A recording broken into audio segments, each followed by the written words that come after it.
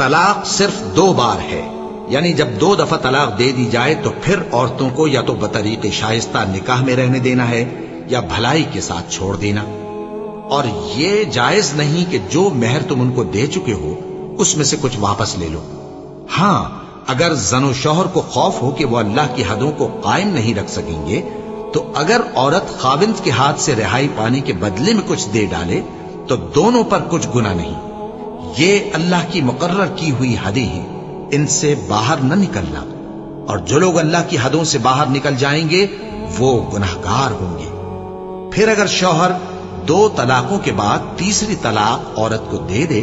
تو اس کے بعد جب تک عورت کسی دوسرے شخص سے نکاح نہ کر لے اس پہلے شوہر پر حلال نہ ہوگی۔ ہاں اگر دوسرا خاوند بھی طلاق دے دے اور عورت اور پہلا خاوند پھر ایک دوسرے کی طرف رجوع کر لیں تو ان پر کچھ گناہ نہیں، بشرطے کہ دونوں یقین کریں کہ اللہ کی حدوں کو قائم رکھ سکیں گے، اور یہ اللہ کی حدیں ہیں، ان کو وہ ان لوگوں کے لیے بیان فرماتا ہے جو علم رکھتے ہیں۔